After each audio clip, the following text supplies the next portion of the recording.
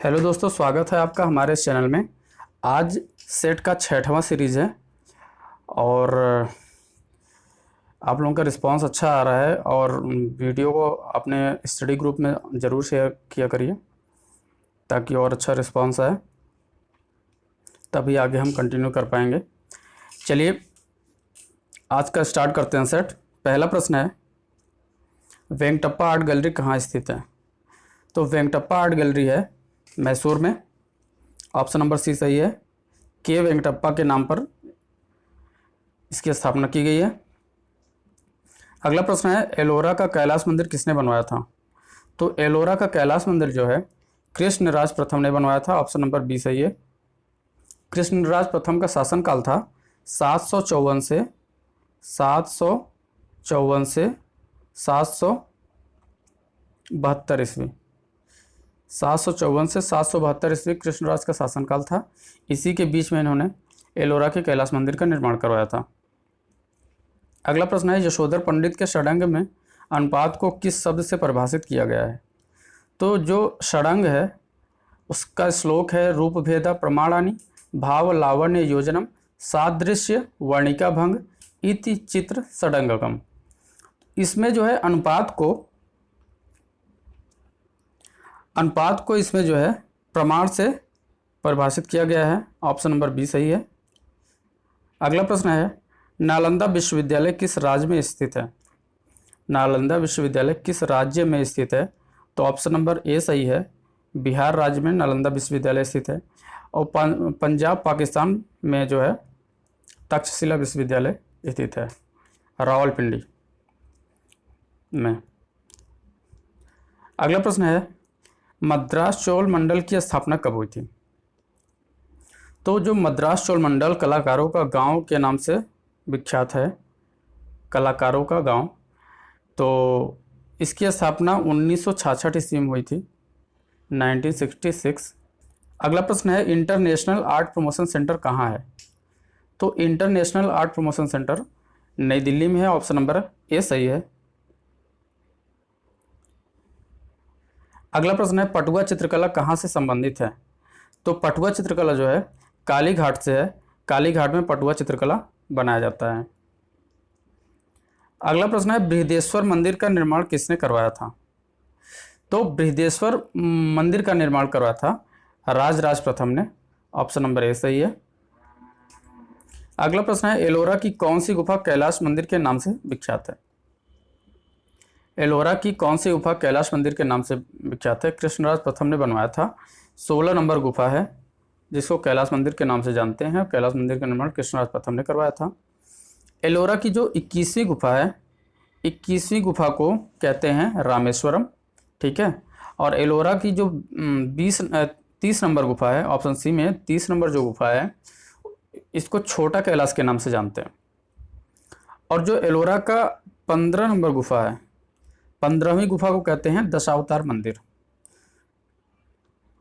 दशावतार मंदिर का निर्माण दंतिदुर्ग द्वितीय ने करवाया था। अगला प्रश्न है, मध्यकालीन हिंदू संत नामक चित्र किसने बनवाया था? मध्यकालीन हिंदू संत नामक चित्र किसने बनाया था?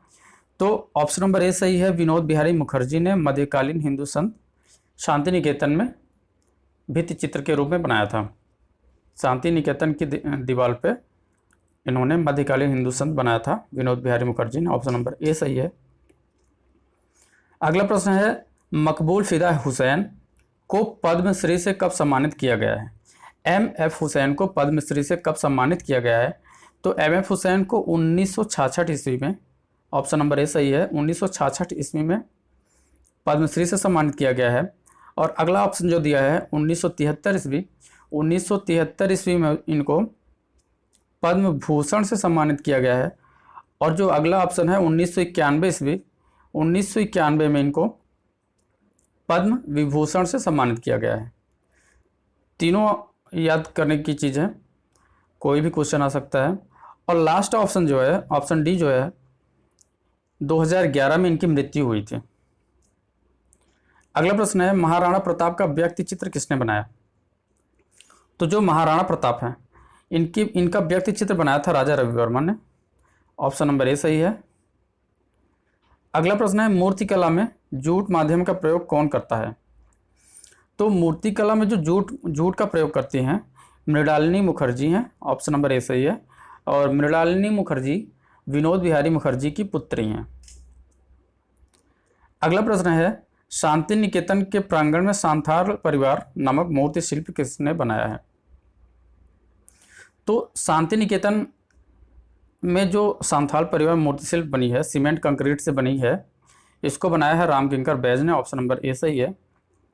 और रामकिंकर बैज ने सांथाल परिवार को 1938 ईस्वी में बनाया था और इसकी ऊंचाई लगभग 427 सेंटीमीटर है।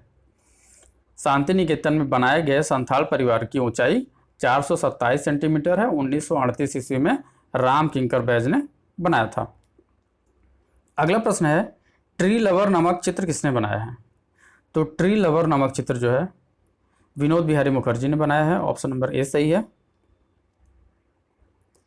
अगला प्रश्न है मंडी शैली का सबसे प्रसिद्ध चित्र कौन सा है?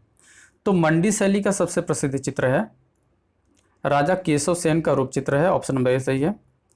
मंडी शैली का सबसे प्राचीन चित्र है, मंडी शैली का सबसे प्राचीन चित्र राजा केशव सेन का रूप चित्र है, ऑप्शन नंबर ए सही है। रंगमहल चंबा में हुआ है। रंगमहल का चित्रण चंबा के रंगमहल में 134 पैनल चित्र हैं और वर्तमान में ये चित्र जो है राष्ट्रीय संग्रहालय नई दिल्ली में है।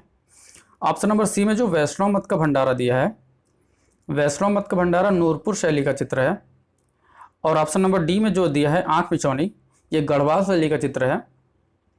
इस चित्र को मौला राम ने मानकू को सिखाते समय बनाया था। ठीक है, आंख मिचौनी का चित्रांकन मौला राम ने मानकू को सिखाते समय किया था और इसको पूर्ण किया था मानकू ने। अगला प्रश्न है गढ़ राजवंश का इतिहास नामक पुस्तक किसने लिखा है? तो गढ़ राजवंश का इतिहास जो पुस्तक है इसको मौला राम ने लिखा है, ऑप्शन नंबर ए सही है। मौला राम नेता चित्रकार के रूप में जाना जाता था, ऑप्शन नंबर ए सही है। गढ़ राजवंश का इतिहास नामक पुस्तक मौला राम ने लिखा है। अगला प्रश्न है किस शैली को कला घाटी के नाम से जानते हैं? किस शैली को कला घाटी के नाम से जानते हैं? तो जो चंबा शैली है, ऑप्शन नंबर बी, चंबा शैली को कला घाटी के नाम से जानते हैं और चंबा रुमालों के लिए भी प्रसिद्ध है। चंबा शैली को कला घाटी के नाम से जानते हैं तथा चंबा रुमालों के लिए भी प्रसिद्ध है। अगला प्रश्न है सिगिरिया गुफा कहाँ स्थित है? तो सिगिरिया गुफा श्रीलंका में है, बौद्ध धर्म से संबंधित गुफाएं हैं, ये श्रीलंका में स्थित है। ठीक है, सिगिरिया गुफा को अन्य नामों से भी जानते हैं जो हैं सिंघल द्वीप, ताम्रपर्णी, अमरद्वीप, आम्रद्वीप। अगला प्रश्न है चित्रसूत्र में कितने अध्याय हैं? तो चित्रसूत्र में कुल 9 अध्याय हैं। ठीक है, विष्णु धर्मोत्तर पुराण के तीसरे खंड में अध्याय 35 से 43 तक चित्रसूत्र का प्रकरण है। तो 35 से 43 में कुल 9 अध्याय बनते हैं। अगला प्रश्न है हड़ौती शैली की उपशैली बताइए।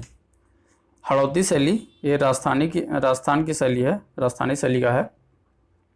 तो हड़ौती शैली की उपशैली है आपकी option number C, Bundi Kota. ठीक है, और जो पहला ऑप्शन है जयपुर, ये ढूंढार शैली की उपशैली है। ऑप्शन नंबर बी में जो बीकानेर और किशनगढ़ है, ये मारवाड़ शैली की उपशैली है। ठीक है, और ऑप्शन नंबर डी में उदयपुर जो नाथद्वारा है, तो ये मेवाड़ शैली की उपशैलियाँ हैं। अगला प्रश्न है उदयगिरी तथा खंडगिरी गुफाएं उड़ीसा में किस स्थान पर हैं? तो उड़ीसा में ये भुवनेश्वर में है, भुवनेश्वर के पास है, ऑप्शन नंबर सी सही है, उदयगिरी तथा खंडगिरी। अगला प्रश्न है अमृता शेरगिल के कार्यों को प्रोत्साहन किसने दिया था? अमृता शेरगिल के कार्यों को किसने प्रोत्साहित किया था? तो ऑप्शन नंबर ए सही है, यामिनी राय ने अमृता शेरगिल के कार्यों को प्रोत्साहित किया था। अगला प्रश्न है रामकिंकर बैच के कला गुरु कौन थे? तो रामकिंकर बैच के कला गुरु थे Nandlal Basu, option number A सही है।